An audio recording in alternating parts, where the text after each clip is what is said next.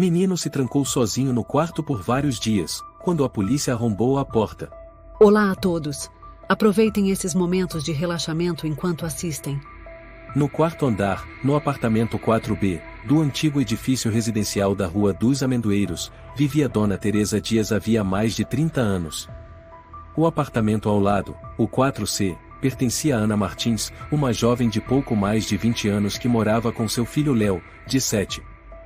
Dona Teresa era uma viúva de mais de 60 anos, pequena de estatura, mas ainda forte, e costumava levar bolos assados para seus vizinhos mais próximos. Embora não fosse íntima de Ana, tinha um carinho especial por ela e pelo menino. Ana era calada, sempre abaixava a cabeça num cumprimento rápido e sumia como o vento. Já Léo, o garotinho, vivia cantando baixinho no corredor ou desenhando sentado no degrau da escada do quarto andar. A voz de Léo havia se tornado parte da paisagem sonora habitual das manhãs. Mas, já fazia uma semana que não se ouvia nenhum canto. A princípio, Dona Teresa não pensou muito a respeito. Talvez tivessem viajado. Ana costumava visitar a família no interior durante o verão. No entanto, a caixa de correio do 4C foi ficando cada vez mais cheia, com jornais, contas e cupons de mercado espalhados pelo chão. As luzes do apartamento também não se acendiam, nem de dia, nem de noite. E, o mais inquietante, toda vez que passava pela porta, um silêncio estranho e pesado parecia recair sobre o corredor. Na manhã de terça-feira, ela parou o Sr. Rogério, vizinho do apartamento 4A. O senhor viu a Ana ou o Léo esses dias? O Sr. Rogério coçou a cabeça. Não. Achei que tinham saído de férias. Os jovens hoje viajam do nada. Dona Teresa assentiu, mas o pressentimento ruim não passava. Na noite de quarta-feira, decidiu bater na porta do 4C. Toque, toque. Nenhuma resposta. Ela bateu mais forte. Ana? Léo? Sou eu, Teresa. Silêncio total.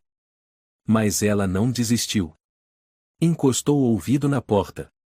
E, naquele instante, ouviu um gemido muito baixo, como o sussurro de um fantasma. Mamãe, tô com fome. Todo o corpo de Teresa gelou. Deu alguns passos para trás, o coração disparado. Não havia como confundir. Era a voz de Léo. Correu imediatamente para o andar de baixo e bateu na porta do Sr. Sérgio, um ex-bombeiro aposentado. Assim que ele abriu, ela ofegou. Tem alguma coisa errada. O Léo, ele tá lá dentro, eu ouvi ele. Calma, Dona Teresa. Vamos ligar para a polícia agora. O Sr. Sérgio usou o telefone fixo para chamar o serviço de emergência, enquanto Dona Teresa tremia ao lado, apertando a barra da blusa com força. Em menos de 10 minutos, o som da sirene ecoou do pátio, e 2 policiais com um socorrista apareceram. Uma das policiais, uma jovem chamada Inês Moreira, falou com seriedade. A senhora confirma que ouviu uma criança dentro do apartamento 4C? Eu ouvi o Léo. Ele gemeu, disse que estava com fome. Os policiais bateram na porta, chamaram alto. Tem alguém aí? Aqui é a polícia. Nada. Eles se entreolharam. Um deles pegou uma ferramenta para tentar arrombar. Mas não funcionou, a porta não só estava trancada, como também havia algo obstruindo pelo lado de dentro. Tem algo bloqueando, pode ser mesa ou cadeira, disse o policial Jair. Vamos ter que arrombar. Inês assentiu com a cabeça. Em 2 minutos, eles usaram um malho para arrebentar a porta de madeira, os golpes ecoando por todo o corredor. Na terceira pancada, a porta cedeu. Um cheiro podre tomou o ar e todos recuaram instintivamente. Teresa tapou a boca, os olhos arregalados. Jair iluminou com a lanterna o interior do apartamento. A luz passou pela sala bagunçada, com lixo, lenços de papel, embalagens de leite e sacolas plásticas fechadas jogadas por todo lado. E no meio da sala, uma imagem que paralisou a todos. Léo. O menino, magro, cabelos grudados de suor, estava encolhido no chão.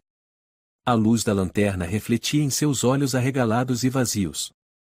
Ele segurava um pedaço de pão embolorado, com mofo verde dos dois lados. A camiseta suja, os pés descalços escuros, as mãos manchadas de algo marrom escuro. Inês se aproximou, ajoelhando-se. Léo. Você tá me ouvindo? O menino não respondeu. Nem se mexeu. Os olhos fixos no vazio. Teresa gritou e tentou entrar, mas foi contida por Sérgio. Espera, não entra ainda. Pode ter perigo lá dentro. Jair olhou ao redor. As janelas estavam todas fechadas. O ar-condicionado desligado. Nenhum sinal de outro adulto. Léo, onde está sua mãe? Inês perguntou suavemente. O menino se mexeu. Os lábios rachados sussurraram. Mamãe tá dormindo, ainda não acordou, não era para fazer barulho. Um arrepio percorreu todos os presentes. Jair se levantou e apontou para a porta do quarto. Verifiquem lá dentro. Os policiais se aproximaram. A luz do corredor mal entrava. Acenderam a lanterna. Na cama, uma mulher jazia imóvel. Ana. Estava deitada de lado, o rosto pálido como cera, cabelos espalhados cobrindo parte da face. O corpo quase não se movia. A luz da lanterna brilhou nos olhos, sem reação. Inês checou rapidamente o pulso e gritou. Chamem os paramédicos. Ela tá viva, mas muito fraca. Um dos socorristas, já preparado, correu com os equipamentos. O apartamento estava mergulhado num caos silencioso. Teresa, parada na porta, não conseguia acreditar no que via. Ana em coma. E Léo, o menino, estava ali dentro durante uma semana inteira, vivendo entre lixo, escuridão, fome e uma mãe que não acordava. Inês tirou Léo de lá, enrolando-o em uma toalha. Teresa correu até ele. Léo. Você tá bem, meu filho? O menino olhou para ela. Os olhos não tinham lágrimas, apenas um vazio cruel. Eu fiquei quietinho por causa da mamãe. O apartamento 4C agora era uma cena de emergência. Enquanto a equipe médica socorria Ana para colocá-la na maca, os outros policiais continuavam a examinar o local, anotando tudo cuidadosamente. Mas, no fundo, nenhum deles estava realmente preparado para o que estavam presenciando. Meu Deus do céu! Murmurou Jair ao entrar na cozinha. Tudo estava imundo. Um cheiro insuportável de fezes humanas, urina, leite azedo e comida podre. Um dos policiais mais jovens, Mateus, virou o rosto e engasgou. O chão estava coberto de pegadas infantis sujas de leite derramado e farelos de biscoito. Uma garrafa de água vazia estava caída debaixo do fogão. Sobre a mesa, restavam apenas migalhas e 3 caixas de leite vazias, uma delas já aberta e exalando um cheiro pútrido. A porta de entrada, que haviam arrombado, estava bloqueada por 2 banquinhos e uma mesinha infantil, dispostos em cruz, formando uma barreira por dentro. Mateus comentou. Alguém impediu a entrada propositalmente. Inês assentiu. Não poderia ter sido a Ana se ela sofreu um acidente, ou seja. Eles se entreolharam. Léo. Na sala, Léo continuava sentado, agora envolto em uma toalha grande nos braços de um socorrista. Não chorava, não falava. Nem dormia. Apenas estava ali, como se sua mente tivesse se desligado do corpo. Teresa sentou-se ao lado, segurando-lhe a mão com delicadeza. Falou baixinho. Você me escuta, Léo? Quer um pouco de água? O menino balançou a cabeça. Os olhos ainda vidrados. Jair se aproximou de Teresa e perguntou. A senhora tem certeza de que ele estava aqui toda a semana? Tenho certeza. Lembro bem, a última vez que vi o Léo foi na terça passada. Ele me mostrou um desenho de um dragão verde. Depois disso, sumiu. Mateus voltou da cozinha, segurando uma sacola plástica amarrada. Eu encontrei isso no banheiro. Parece que o Léo usou como banheiro improvisado. Inês franziu a testa e olhou para o chão. Num canto perto da cama, havia um monte de lenços de papel amassados. Também panos de prato estendidos como um cobertor fino, ao lado de um travesseirinho. Léo havia dormido ali. No chão. Ao lado da mãe. O quarto de Ana não tinha nada fora do comum, uma cama de casal, um guarda-roupa entreaberto, uma mala semiaberta aos pés da cama. Mas o sinal do acidente era claro, a mesinha de cabeceira estava deslocada, com uma mancha de sangue seco na quina. O médico da equipe de resgate confirmou. Ela sofreu um traumatismo craniano compatível com uma queda forte. Provavelmente perdeu a consciência na hora. Jair assentiu e fez anotações. Ana continuava imóvel na maca, recebendo soro e com o pescoço imobilizado. Uma enfermeira perguntou: "Vamos levá-la para o hospital central?" "Sim. Avisem a UTI com antecedência." Inês saiu para a pequena sacada para fazer a ligação. No pátio do edifício, moradores começavam a se aglomerar.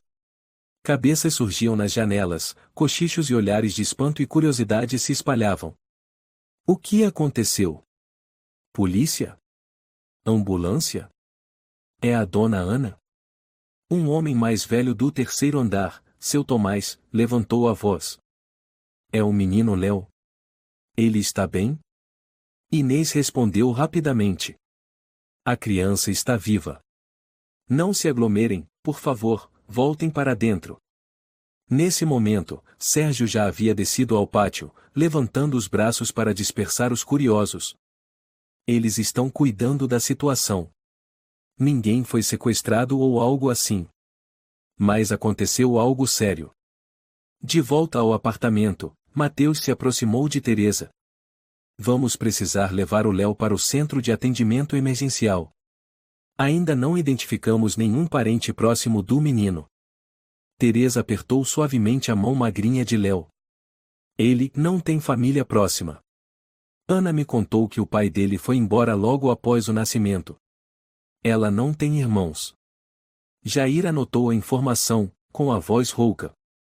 Então durante toda essa semana, esse menino esteve sozinho, com a mãe inconsciente. O silêncio pairou espesso como neblina. Inês se aproximou. Vamos abrir uma investigação. Começaremos com o histórico médico da Ana, as condições de vida, o local de trabalho. Preciso entrar em contato com o proprietário do imóvel. É o Sr. Fernando Oliveira, Teresa interveio. Ele mora no térreo, ao lado da sala técnica. Jair assentiu e se virou para Mateus. Desce e fale com ele. Registre o depoimento. Mateus saiu. Inês se sentou ao lado de Léo. Ela tirou do bolso um pacote de biscoitos macios e falou com suavidade. Léo, quer comer um pouco? Só um pedacinho, tudo bem. O menino a olhou, depois balançou a cabeça. Seus lábios se moveram levemente. Mamãe disse para esperar, não era para comer sozinho. Aquela frase simples atingiu como um soco no peito de todos os adultos presentes. Teresa começou a chorar, e Inês não disse mais nada. Apenas guardou o biscoito e o colocou dentro da mochilinha ao lado de Léo. Os policiais começaram a descer devagar com o menino. No pátio, o Sr. Fernando Oliveira discutia com Mateus. Eu não sou obrigado a vigiar cada inquilino. A Ana era reservada, nunca incomodou ninguém. Achei que tivessem viajado. Mateus tentava manter a calma. O senhor é o proprietário. Tem a responsabilidade mínima de garantir a segurança dos moradores. A caixa de correio estava entupida há uma semana, e o senhor não notou? Eu achei que fosse propaganda. Quem é que repara em cada caixa? Inês ouviu e interveio com firmeza. É por isso que o menino quase morreu de fome. Fernando ficou vermelho, mas não respondeu. Teresa andava ao lado de Léo, tentando manter o passo calmo. O menino não dizia mais nada, apenas olhava para a janela do apartamento 4C ao ser colocado na ambulância. Mamãe ainda está lá. Jair sentou-se ao lado de Teresa e falou baixo. Dona Teresa, sabemos que a senhora se importa com o Léo. Quando a investigação terminar, o tribunal pode precisar de um guardião temporário. A senhora estaria disposta? Estaria sim, se ele ainda quiser falar comigo. Inês olhou para Teresa com um olhar cheio de gratidão. A ambulância partiu. As luzes vermelhas e azuis iluminavam a rua antiga. O quarto andar estava completamente escuro. O apartamento 4C agora estava lacrado. Não havia mais cantoria. Nem passinhos no corredor.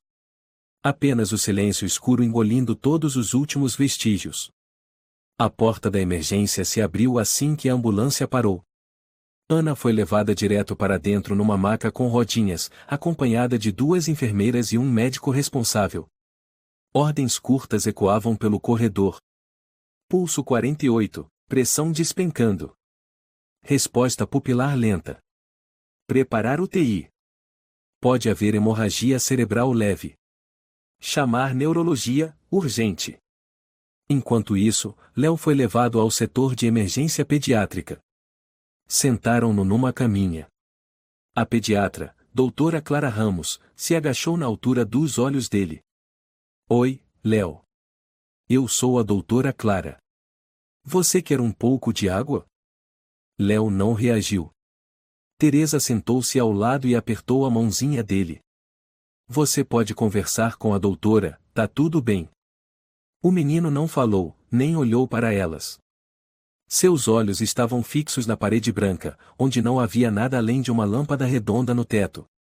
Clara examinou suavemente seus olhos, ergueu as pálpebras, depois virou-se para Teresa.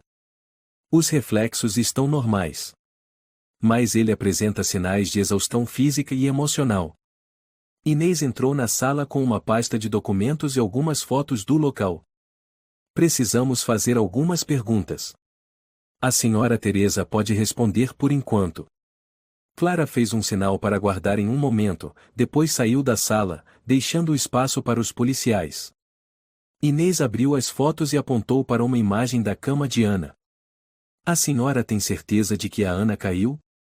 Eu não vi com meus próprios olhos, mas o quarto mostra claramente que ela caiu ao lado da cama. Inês assentiu, a voz mais baixa. A questão é, o menino ficou no apartamento por 6 dias.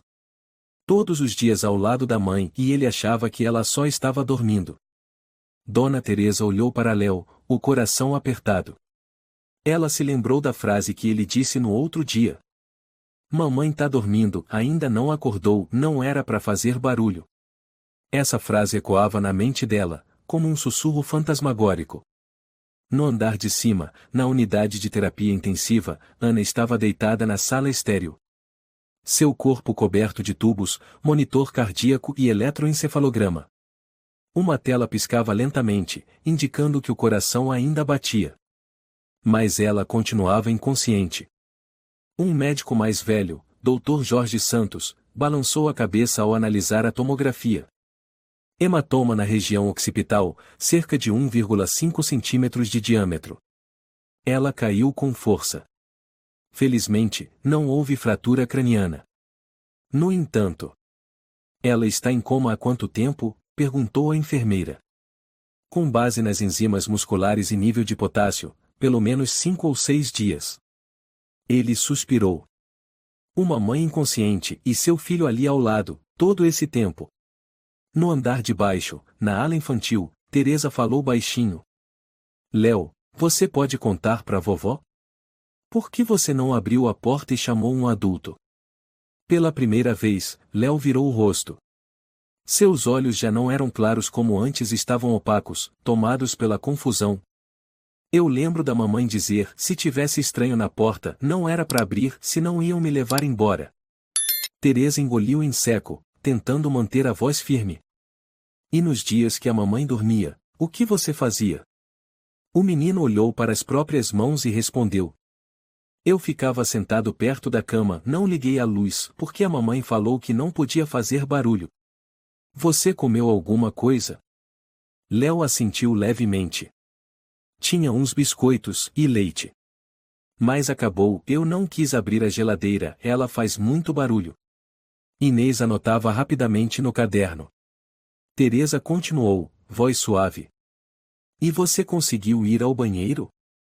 Léo não respondeu. Apenas assentiu e fez uma careta. Eu usei sacola plástica, depois amarrei, a mamãe falou que a casa tem que ficar limpa. A resposta fez o silêncio tomar conta da sala.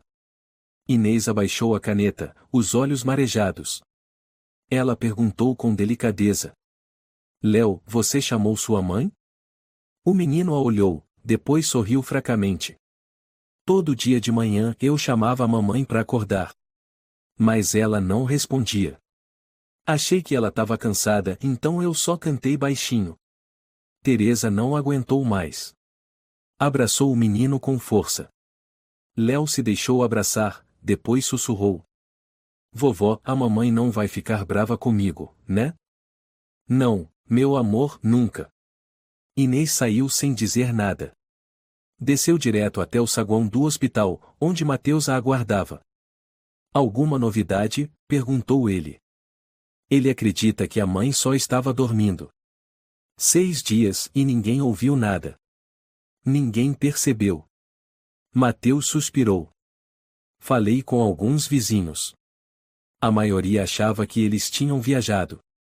Ninguém estranhou a caixa de correio cheia. Inês falou com amargura. Vivemos numa sociedade tão ocupada que ninguém tem tempo de se importar. Se não fosse a dona Teresa. Ela não terminou a frase. Mateus assentiu. Soube que a Ana fazia turnos noturnos numa padaria. Talvez estivesse exausta e escorregou. Sim. O médico confirmou que foi traumatismo por impacto.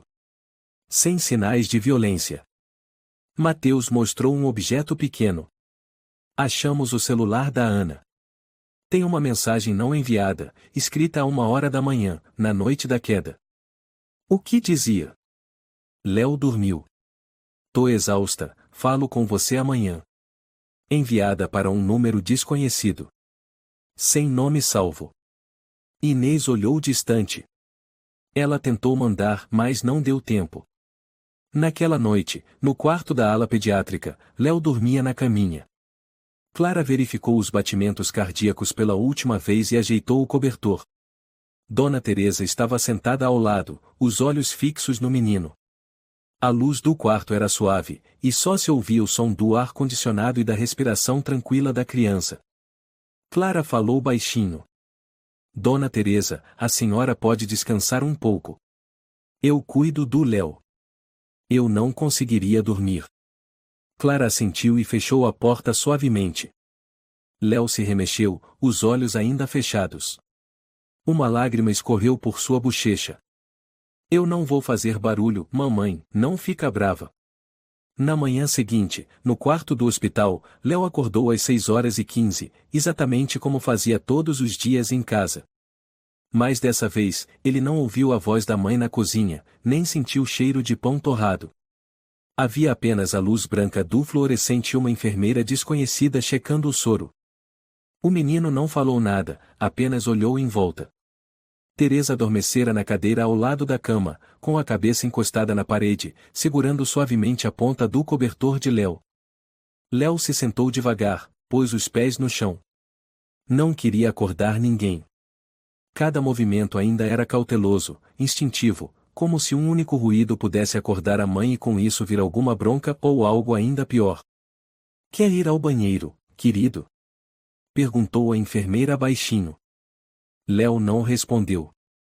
Apenas olhou para ela e balançou a cabeça, subindo de novo na cama e puxando o cobertor até o pescoço.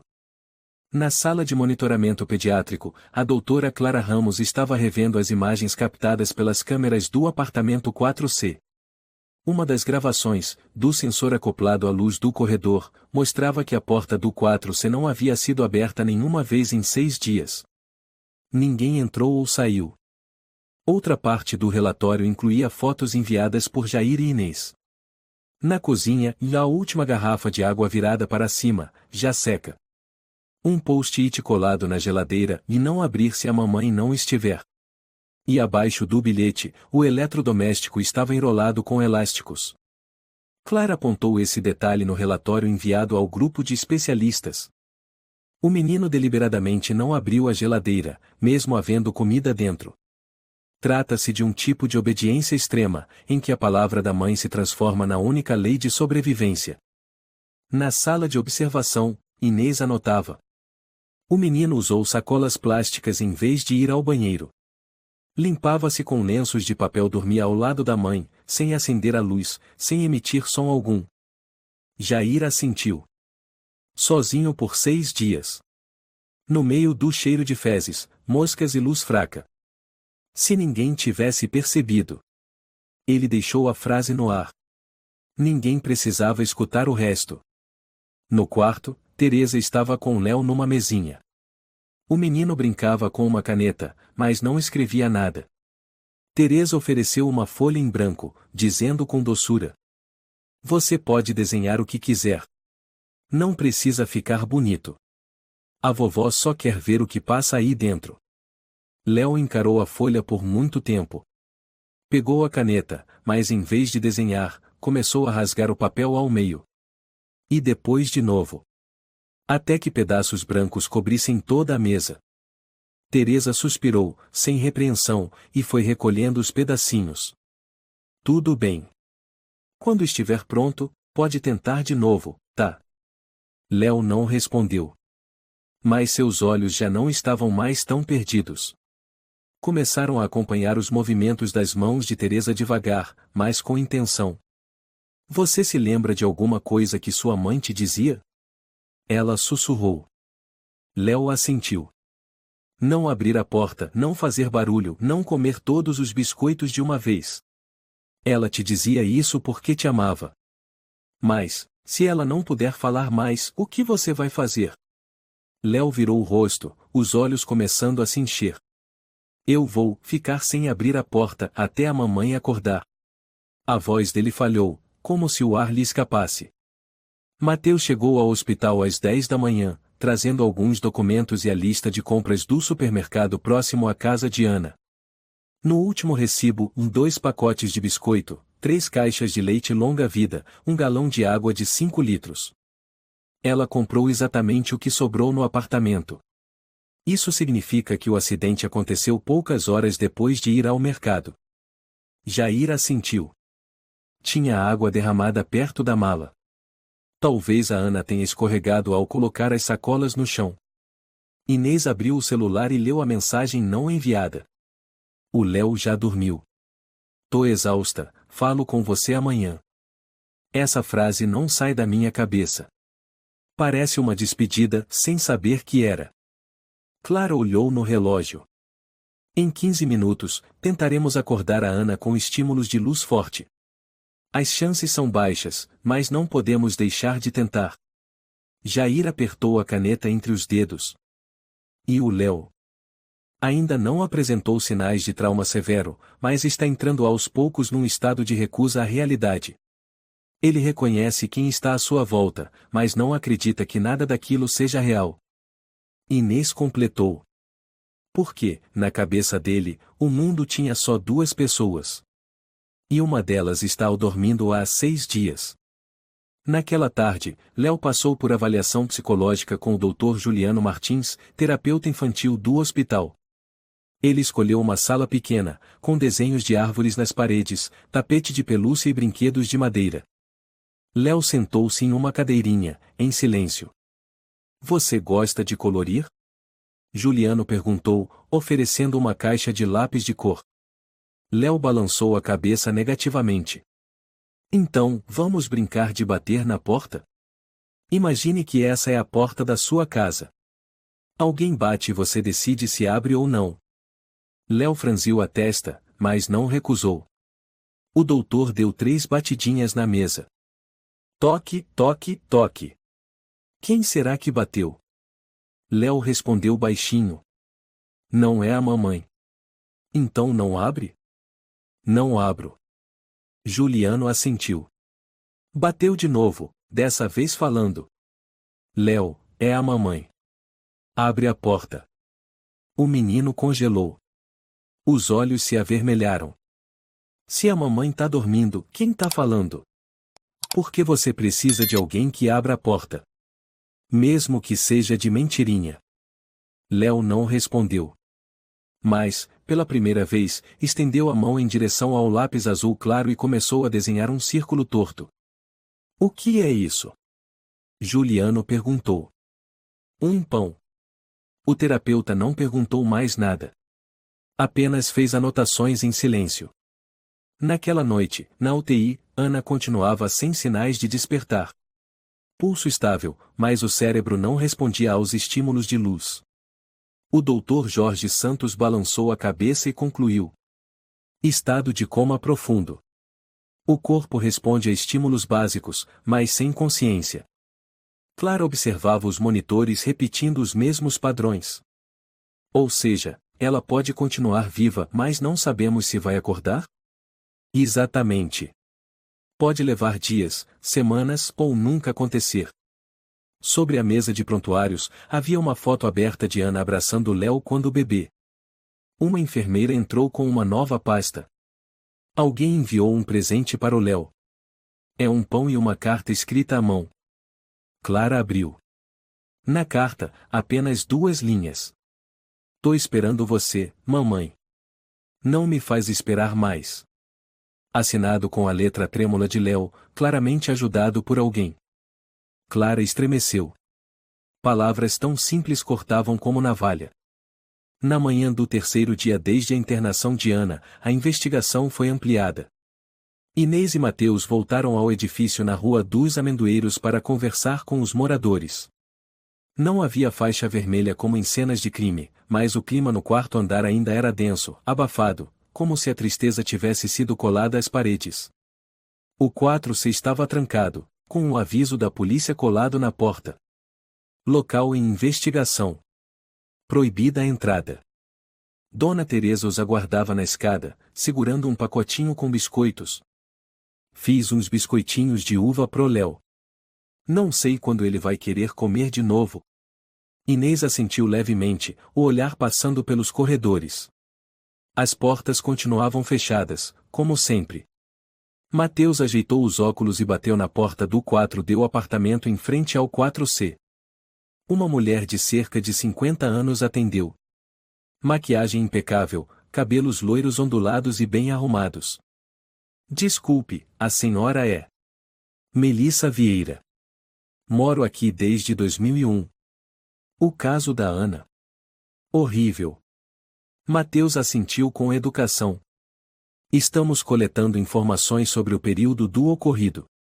A senhora notou algo estranho na última semana? Melissa deu de ombros e recuou um passo. Achei que tinham viajado.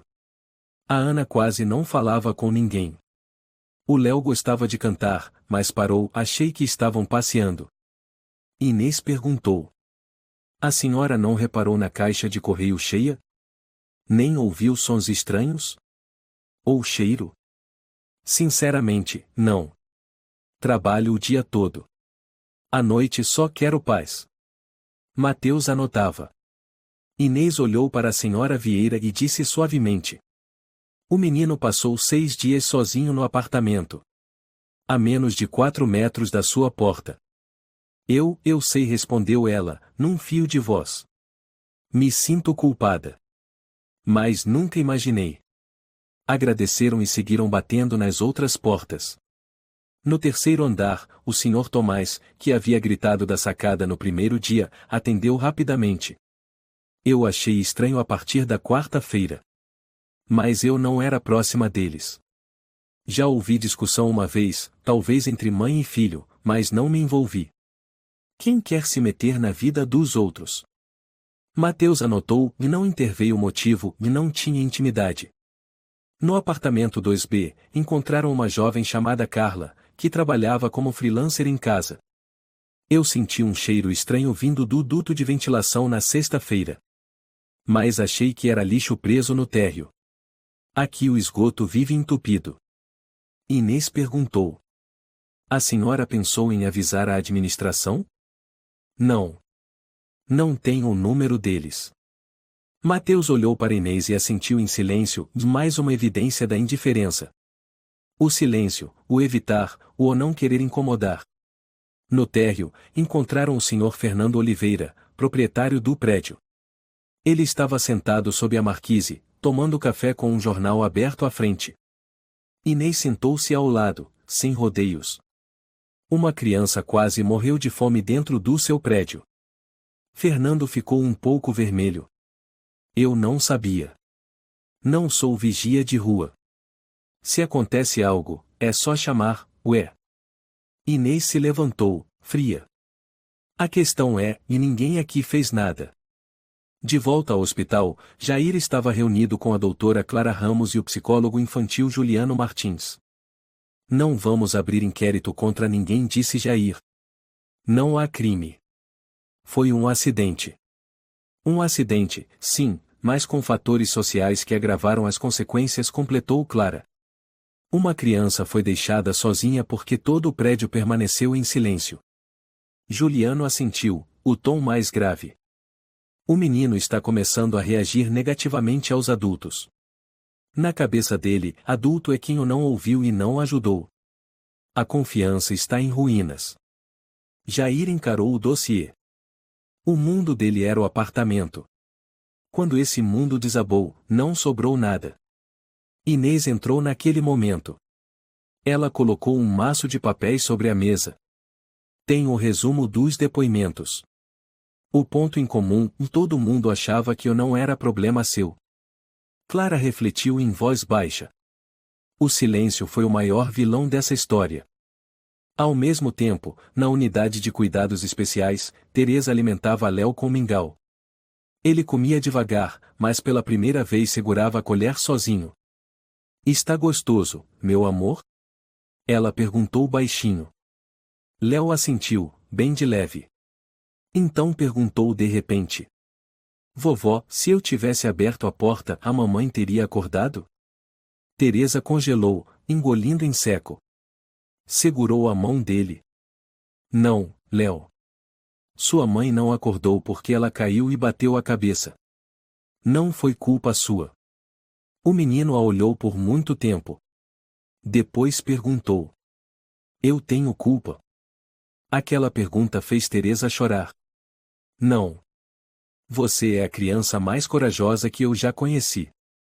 Léo virou o rosto, mas sua mão continuou segurando a dela com força.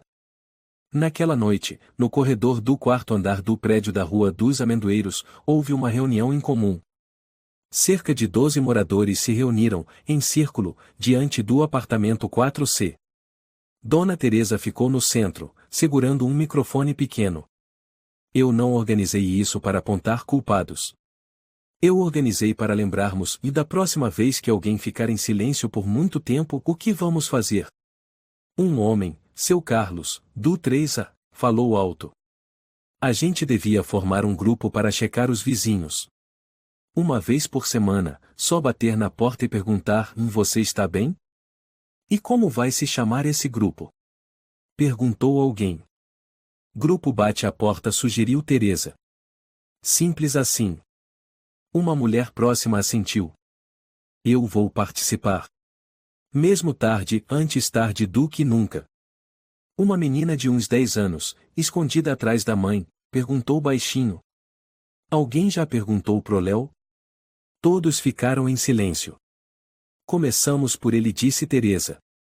Ele precisa saber que, da próxima vez, alguém vai bater. Na manhã seguinte, no hospital, Léo recebeu seu primeiro pacote. Uma caixinha com um livro de colorir, uma carta e um cartão com letras caprichadas. Você não está sozinho. Todo o prédio está pensando em você. A cidade inteira está acompanhando sua recuperação. Léo olhou o livro, hesitou, e o abriu. A primeira página mostrava 2 mãos dadas. Ele passou os dedos sobre o contorno, depois perguntou baixinho. Vovó, é verdade? Teresa o abraçou. É sim. Agora tem muita gente ouvindo você. Na manhã da quarta-feira, Ana ainda não havia acordado. Seu corpo permanecia imóvel sob a luz branca da UTI. O respirador funcionava regularmente, os batimentos estavam estáveis, mas a consciência seguia ausente. Ao lado da cabeceira, o bilhete com a frase de Léo: mamãe, não me faz esperar mais, estava plastificado, colocado ao lado da foto de mãe e filho que Teresa trouxera. No escritório da polícia local, Jair revisava o inquérito. Inês estava em frente a ele, folheando lentamente o relatório, os olhos cansados, mas ainda firmes. Quero revisar tudo de novo, disse Jair. Será que deixamos passar algo? Sem sinais de invasão. A porta foi travada por dentro. Não há marcas de agressão além da queda. Sem toxinas. A Ana caiu sozinha. Mensagem não enviada às 1h da manhã. Tem um número, mas sem nome salvo. Mateus entrou com uma nova cópia de dados impressa. Já verifiquei. O número pertence a um homem chamado Nicolas Ferreira, ex-namorado da Ana. Atualmente vive em Curitiba. Inês franziu a testa. Houve contato recente? Não. A última mensagem foi há 3 meses. Apenas um parabéns de aniversário para o Léo. Então está descartado. Mateus assentiu. Jair fechou o dossiê. Esse caso vai ser encerrado em breve. Mas o que ele provocou não tem como medir. Inês recostou-se na cadeira. Já investiguei dezenas de casos de abuso infantil. Mas é a primeira vez que vejo uma criança se trancar sozinha por quase uma semana, obedecendo à mãe e sobreviver. Jair refletiu. Não foi só sobreviver. Ele manteve tudo limpo, seguiu regras, não fugiu, não entrou em pânico. Ele não só sobreviveu. Ele cuidou da mãe para ela não ser esquecida. Inês assentiu devagar, os olhos marejados. No hospital, Léo brincava sozinho com um jogo de blocos de madeira em seu quarto. Juliano Martins estava sentado por perto, anotando cada comportamento. Teresa entrou levando uma caneca de leite quente. Vamos tomar um pouquinho? A vovó preparou do jeitinho que a mamãe fazia. Léo pegou a caneca com as 2 mãos. Tremia, mas bebeu. Quer desenhar alguma coisa? Juliano perguntou suavemente. Léo olhou para ele. Depois de um tempo, pegou uma folha em branco e com um lápis azul desenhou uma porta. O que é isso, Léo? Perguntou Teresa. Ele ergueu os olhos e respondeu baixinho. É a porta de casa. Eu não abri e a mamãe ficou presa. Teresa o abraçou. Não foi sua culpa. A mamãe caiu enquanto você dormia. Ninguém ajudou ela, mas isso não é culpa sua. Léo baixou a cabeça e murmurou. Ninguém ouviu. Juliano anotou no caderno. A criança demonstra tendência à culpa em vez de trauma dissociativo. Necessita urgentemente de acompanhamento afetivo contínuo. Ao mesmo tempo, a imprensa começou a se interessar pelo caso. Uma matéria no jornal Folha de São Paulo estampava o título. O apartamento silencioso, o menino de 7 anos vive 6 dias ao lado da mãe em coma e ninguém ouviu nada. Em poucas horas, a reportagem se espalhou pelas redes sociais. Centenas de comentários surgiram. Como deixaram uma criança viver assim? E os vizinhos? O dono do prédio? Quem é o responsável? Esse condomínio devia ser processado. Inês leu as notícias enquanto almoçava e suspirou. A opinião pública está reagindo. Mateus comentou. Recebi 3 ligações da prefeitura. Querem saber se a polícia deixou passar alguma coisa. Jair os encarou. Não houve falha técnica. Mas em termos de consciência coletiva, todos falharam. No prédio da Rua dos Amendoeiros, Dona Teresa foi surpreendida por uma equipe de reportagem da TV local. Uma repórter chamada Laura Costa, magra e de voz suave, foi até o apartamento 4B. Dona Teresa, a senhora foi a única que ouviu o Léo. O que fez a senhora prestar atenção? Teresa suspirou. Não sei, só senti um vazio. O Léo cantava todas as manhãs. Mas passou dias sem nenhum som. Intuição de velha, só isso. Laura sorriu levemente. Mas foi exatamente isso que salvou a vida do Léo. Teresa apertou as mãos. Não, eu descobri tarde demais. Eu deveria ter batido na porta antes. Na sua opinião, Qual foi o principal motivo para ninguém perceber o que estava acontecendo dentro do 4C? O distanciamento. O silêncio defensivo das cidades grandes. Todo mundo tem medo de parecer intrometido. Laura assentiu. A entrevista foi ao ar naquela mesma noite, com o título Uma batida tardia na porta e o preço do silêncio. No dia seguinte, o hospital recebeu centenas de cartas, pacotes, cartões desenhados à mão e bichinhos de pelúcia enviados para Léo. Alguns eram assinados como alguém desconhecido que não sabia de você, mas agora chora por você. A doutora Clara precisou usar um carrinho exclusivo para levar os presentes até o quarto de Léo. Léo estava sentado no meio dos cartões, lendo um por um. Ele não dizia nada, mas seus olhos começaram a brilhar. Um dos cartões, escrito à mão, veio de uma menina da mesma idade, na cidade de Campinas. Meu nome é Júlia. Se eu fosse vizinha do Léo, eu teria levado bolo para ele. Léo segurou o cartão por muito tempo. Depois perguntou a Teresa. A Júlia é de verdade? É sim. Foi ela quem escreveu para você. Você pode responder, se quiser. Léo assentiu. Pela primeira vez desde tudo, ele escreveu seu nome numa cartinha. Obrigado, Júlia. Eu também queria o seu bolo. Naquela tarde, Ana começou a apresentar leves reações. A atividade cerebral mudou, e seus olhos piscaram suavemente ao ouvir sons. O Dr. Jorge Santos declarou.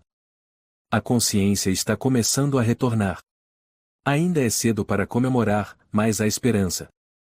Clara entrou na UTI com um desenho feito por Léo numa mesa com duas pessoas sentadas frente a frente, dividindo um pão. Em cima do desenho, os dizeres rabiscados. Eu ainda estou esperando a mamãe. Mas agora, mamãe, espera eu acordar para comer, tá? Ela colou o desenho ao lado da cama de Ana, próximo à moldura com a foto. Jorge comentou em voz baixa. Às vezes, um desenho pode acordar uma alma adormecida. Naquela noite, no corredor da ala pediátrica, Teresa conversava com Inês. O som das crianças vinha da sala de recreação.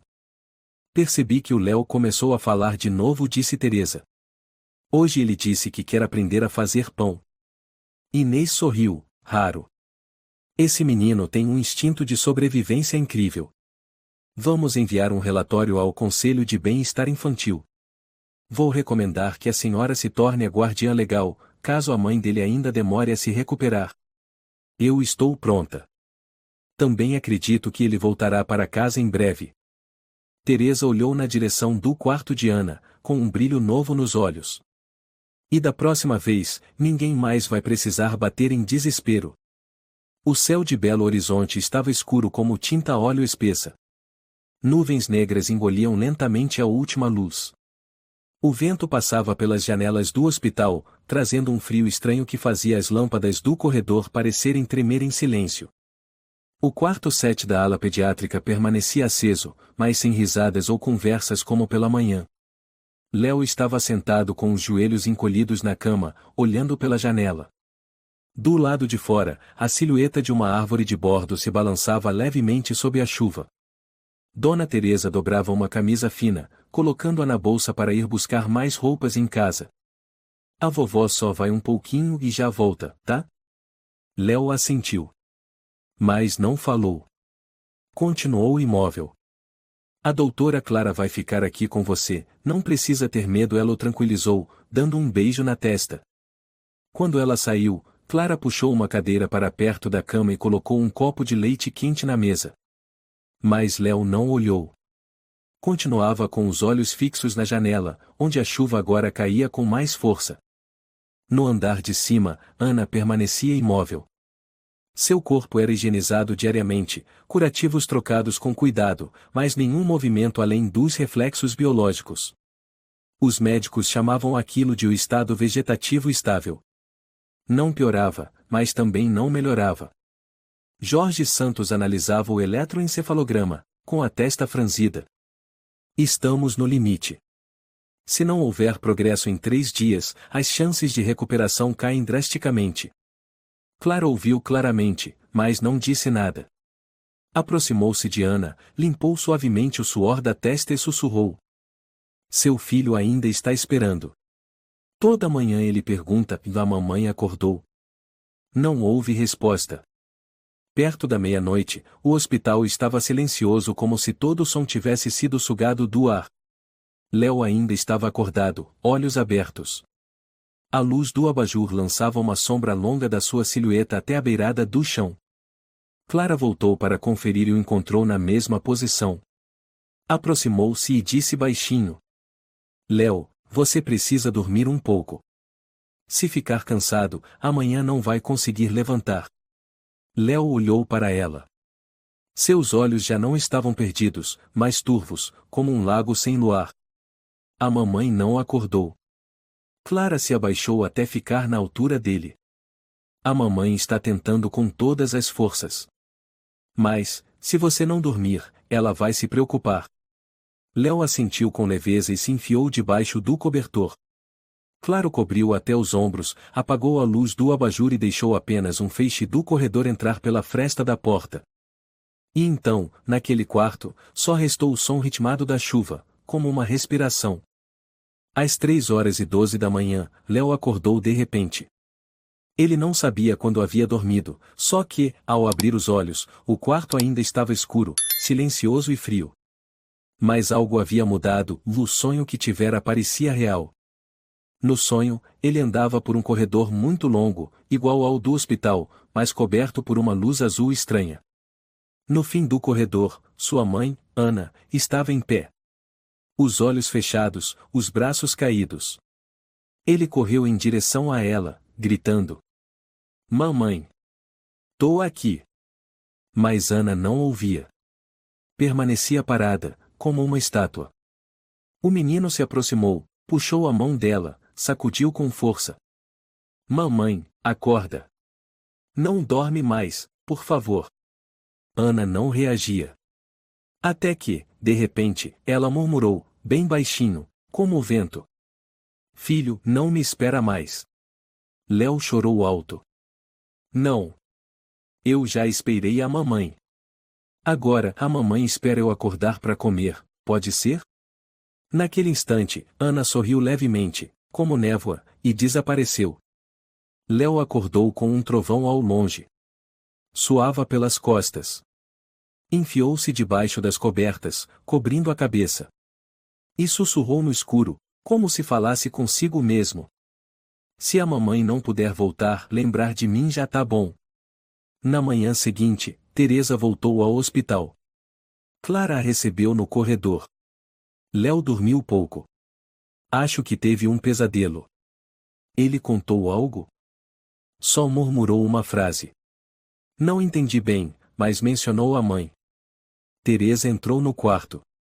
Léo ainda estava encolhido sob o cobertor. Ela sentou ao lado e chamou com carinho: Léo, vem tomar café da manhã, meu amor. Sem resposta. Ela não insistiu.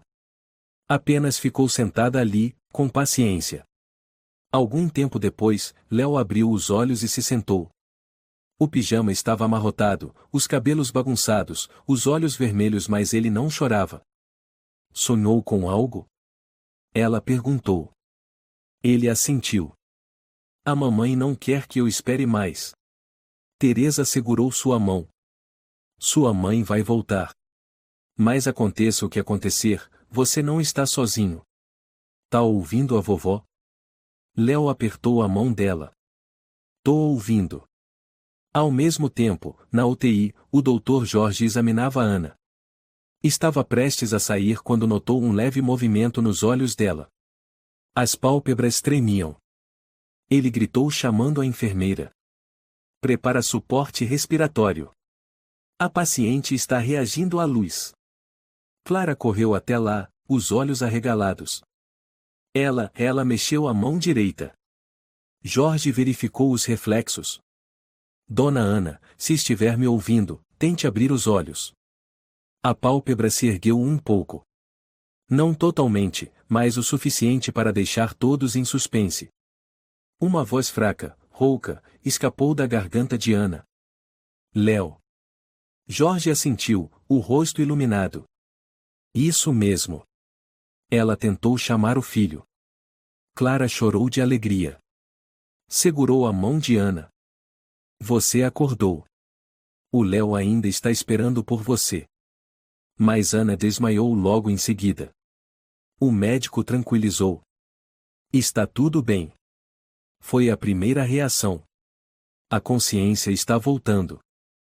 Às 9 horas da manhã, Clara levou a notícia até o quarto de Léo. Quer ouvir um segredo? Ela perguntou. Léo ergueu o rosto, sem dizer nada. A mamãe acabou de chamar seu nome. Bem baixinho. Mas ela tentou chamar. O menino arregalou os olhos. Um brilho surgiu. Ele não sorriu, mas seus lábios se moveram. É verdade? É verdade. Agora ela está dormindo de novo. Mas dessa vez é para se recuperar, não porque está presa. Léo abraçou com força o bichinho de pelúcia ao lado, sussurrando. Obrigado, mamãe. Clara deixou o desenho da outra vez, aquele em que mãe e filho dividem um pão. Sua mãe vai precisar ver esse desenho quando acordar. Léo estendeu a mão e tocou suavemente a frase escrita no desenho. E sussurrou de novo, desta vez mais claro. Agora é a mamãe que me espera, tá? O apartamento 4C, que antes fora um lugar de silêncio assustador, ainda estava lacrado. Mas bem em frente à porta, alguém havia deixado uma carta, colada com fita adesiva.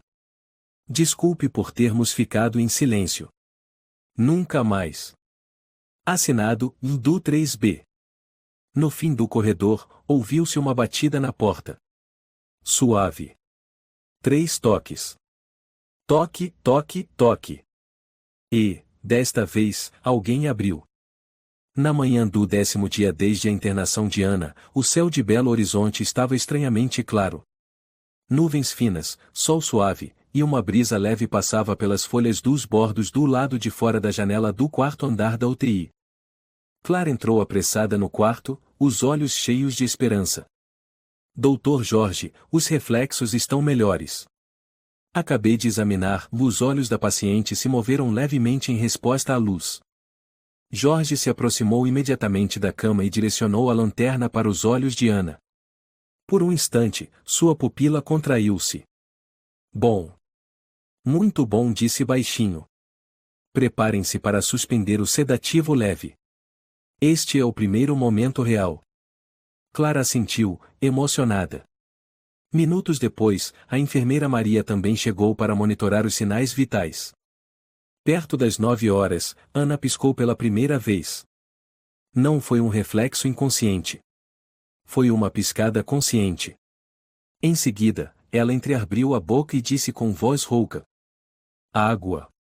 Clara começou a chorar. Ana? Você consegue me ouvir? Ana piscou novamente. Uma lágrima escorreu por seu rosto. Ao mesmo tempo, no segundo andar, Léo estava colorindo perto da janela. A folha à sua frente mostrava mãe e filho abraçados, cercados por pão, leite e a luz amarela de um abajur. Teresa entrou devagar, dizendo com doçura.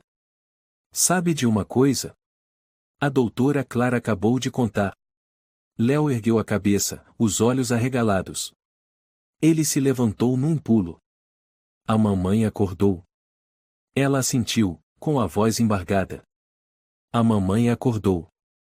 A primeira coisa que ela perguntou foi onde você estava. Léo não disse nada. Correu até Teresa e a abraçou forte, o rosto enterrado no ombro dela. Depois de um instante, ofegou. Vovó, eu não tô sonhando, né? Não, meu amor. É verdade. Sua mamãe voltou. Clara levou Léo ao quarto andar, onde Ana havia sido transferida para a sala de recuperação consciente. Jorge os esperava na porta, sério. Ainda precisamos de monitoramento constante. Mas no momento, ela já consegue falar, reconhecer familiares e se lembra da maior parte das coisas. Clara abriu a porta. Léo entrou. Ana estava deitada de lado, com os cabelos bagunçados e o rosto ainda pálido. Mas, ao ver o menino, seus olhos se abriram e brilharam de emoção. Léo. O menino ficou parado por alguns segundos. Então correu até ela, subiu na cama e a abraçou com força. Seus bracinhos se enroscaram no pescoço da mãe, como se tivesse medo de que ela desaparecesse de novo. Eu tô aqui, mamãe, eu tô aqui. Ana começou a chorar, escondendo o rosto no cabelo do filho. Me perdoa, meu amor. Léo puxou do bolso uma folha plastificada no desenho dos dois comendo pão, com uma frase escrita em vermelho. Esperei a mamãe o tempo todo. Agora é a mamãe que espera por mim, tá? Ana pegou o desenho com as mãos trêmulas. Você ainda acreditava que eu ia acordar? Léo assentiu e sussurrou. No começo eu fiquei com medo. Mas depois eu acreditei. Porque a mamãe prometeu que não ia me deixar. Ana sorriu entre lágrimas e o apertou contra o peito. Desta vez, eu prometo, nunca mais vou fazer você esperar tanto assim. Clara virou o rosto, enxugando discretamente os olhos. 2 dias depois, Ana foi transferida para um quarto comum. Léo pôde dormir com a mãe por uma noite, com a condição de sair até às 9 horas da manhã seguinte. Ele não se afastava dela por um segundo. Tenho medo da mamãe dormir de novo, disse Léo. A mamãe não vai mais dormir daquele jeito. Vai acordar, fazer café, brigar quando você fizer bagunça, e contar histórias todas as noites. Léo deu uma risadinha e perguntou. Se eu disser que deixei a casa bem limpa, você acredita? Ana sorriu. Eu acredito. Eu senti cheiro de lenço umedecido cada vez que tentava acordar. Você se saiu muito bem, Léo. Eu até usei sacola plástica. Nossa, muito esperto. Mamãe tem muito orgulho de você. Léo abraçou a mãe novamente desta vez, sem medo. A notícia de que Ana havia despertado se espalhou pelo prédio inteiro em uma tarde. Naquela mesma noite, o grupo O Bate a Porta se reuniu oficialmente pela primeira vez no corredor do térreo. Seu Tomás, Dona Melissa e outros moradores estavam presentes. Sérgio iniciou a reunião. Temos a chance de reparar. Não o passado, mas pelo menos o presente. Eu gostaria de sugerir que enviássemos presentes para Léo e Ana, como um pedido de desculpas, disse Melissa. E talvez um agradecimento à Dona Teresa, completou Carla. Se não fosse por ela. Não precisam me agradecer, interrompeu Teresa. Só espero que ninguém mais tenha que viver o que o Léo viveu. Todos ficaram em silêncio. Então o Sr. Fernando Oliveira, o proprietário, se aproximou. Trazia um envelope nas mãos. Eu reconheço que falhei com minha responsabilidade. Não prestei atenção na caixa de correio, não ouvi os sinais. Este é um mês de aluguel grátis para a Ana, junto com uma carta de desculpas. Teresa olhou surpresa. O senhor devia se desculpar mesmo. Mas, pelo menos desta vez, está agindo. Fernando abaixou a cabeça, sem dizer mais nada. Na manhã seguinte, Ana teve alta. O táxi parou em frente ao prédio.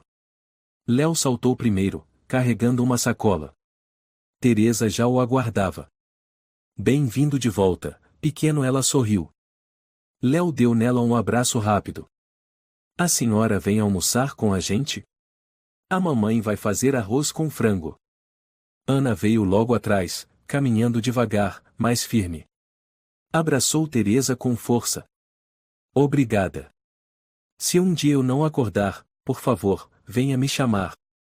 Da próxima vez, só me avise antes de dormir, respondeu Teresa, brincando, mas com os olhos marejados.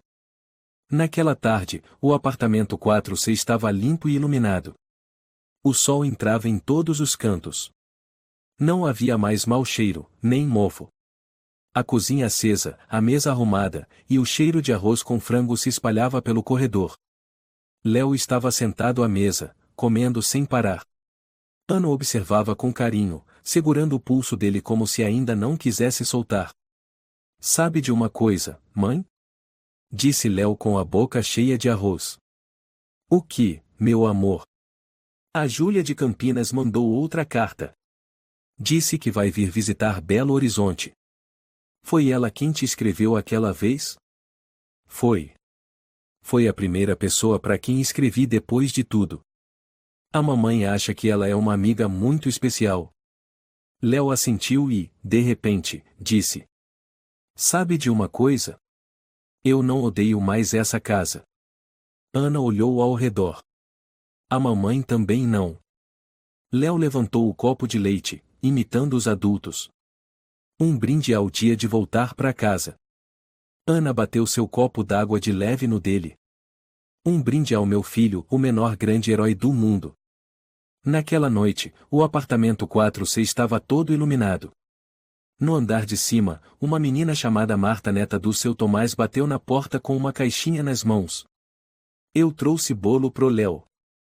Ana abriu a porta, se abaixou e disse: Obrigada, querida.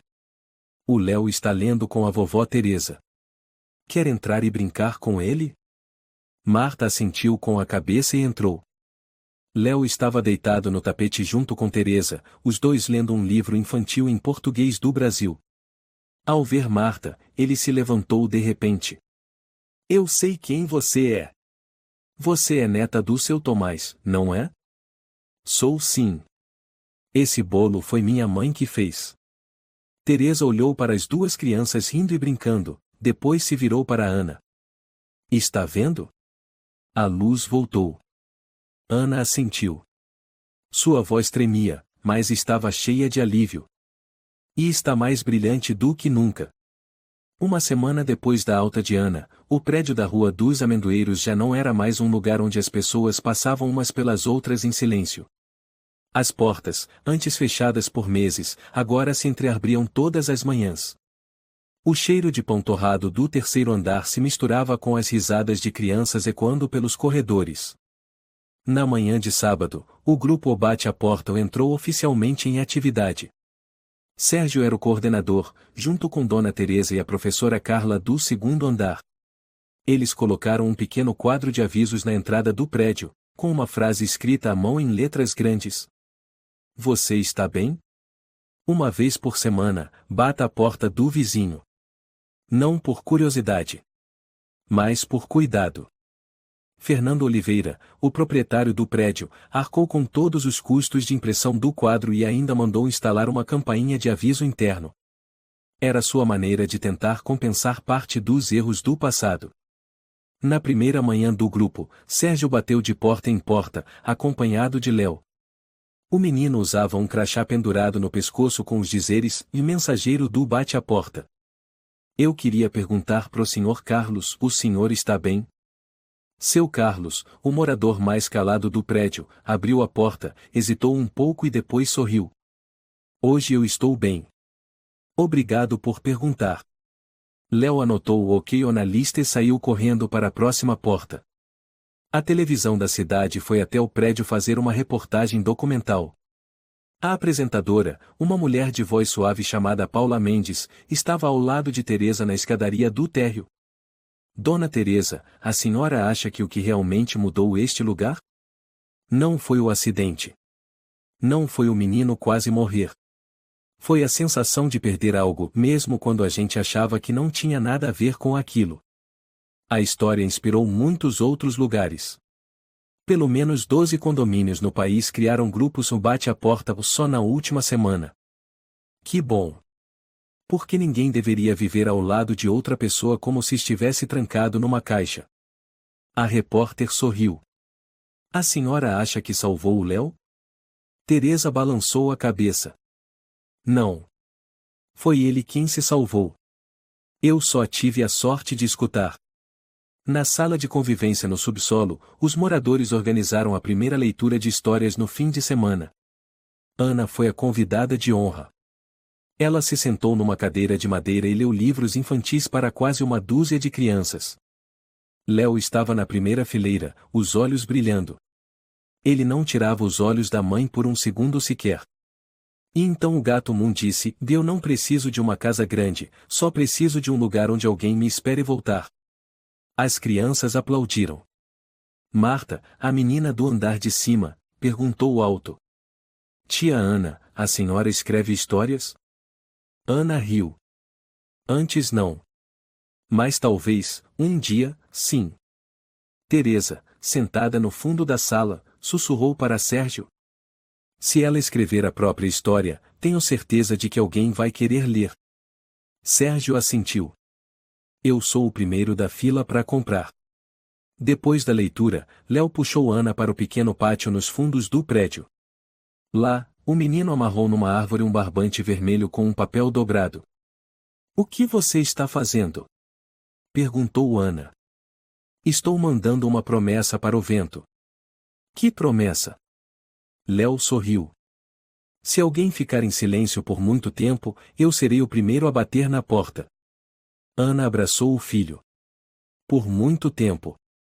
Naquela tarde, a Prefeitura de Belo Horizonte enviou uma carta oficial ao prédio da Rua dos Amendoeiros, informando que o Grupo Bate a Porta foi reconhecido como modelo oficial da cidade para apoio comunitário voluntário.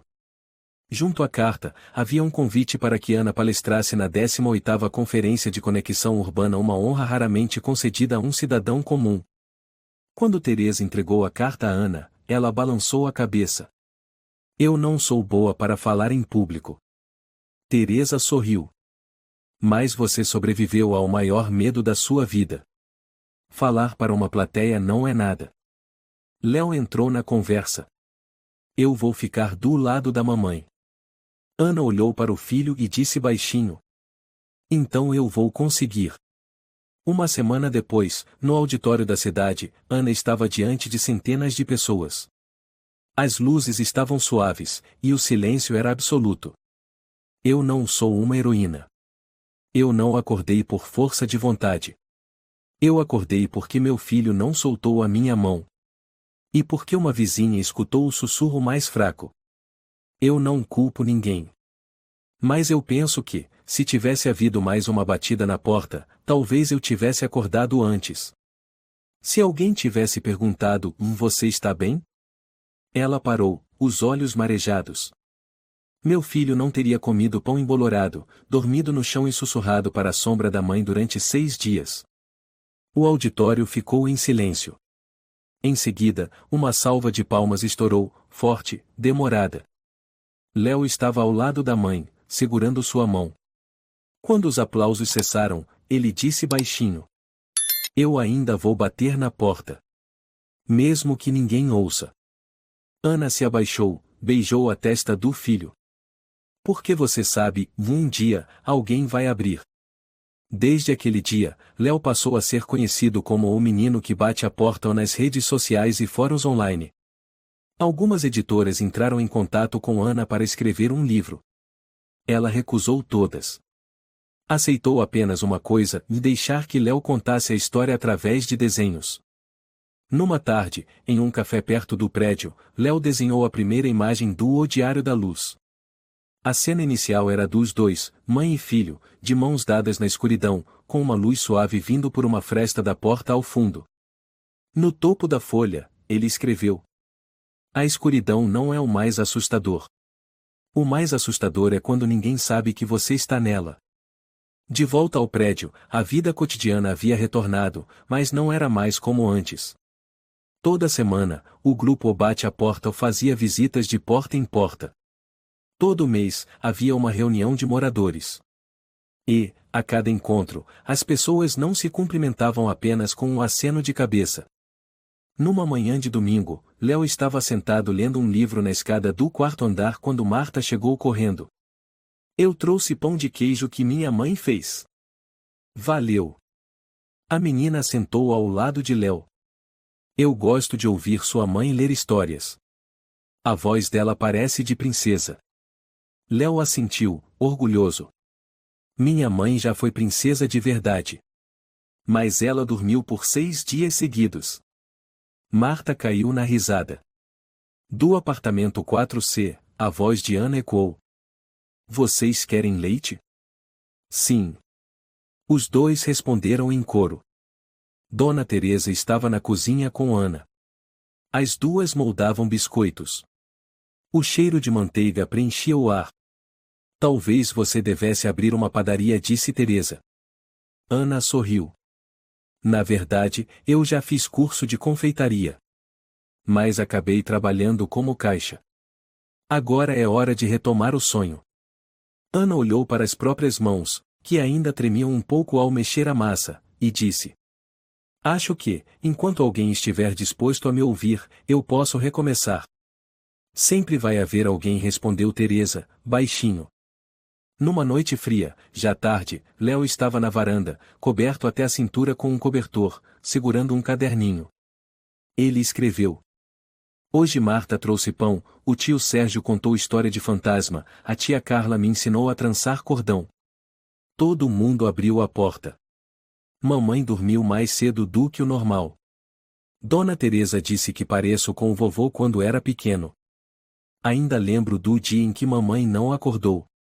Mas agora, todo dia ela abre os olhos e me olha. Se alguém estiver com medo no escuro, eu vou bater a porta. Se alguém estiver em silêncio, eu vou perguntar: Você está bem? Porque é assim que a luz volta. Ele pôs a caneta de lado e olhou para o céu. Uma estrelinha brilhou no meio da noite. Ele sorriu baixinho. Boa noite, mamãe. Dorme tranquila dessa vez. Porque eu estou acordado. Essa história é um lembrete poderoso de que a indiferença comunitária pode ser cúmplice da tragédia. Uma batida na porta, uma pergunta simples como você está bem, às vezes é o suficiente para salvar uma vida. O amor, o cuidado e a conexão entre as pessoas são a luz que guia através da escuridão. Nunca considere o silêncio como algo normal. Seja a pessoa que escuta, que pergunta, que se importa. Porque pode ser isso que impeça alguém de sofrer sozinho na escuridão. Se você gostou desta história, convidamos você a dar um like e se inscrever em nosso canal. Seu apoio nos motiva a continuar trazendo histórias comoventes quase todos os dias. Estamos muito agradecidos pelo seu apoio. Até breve.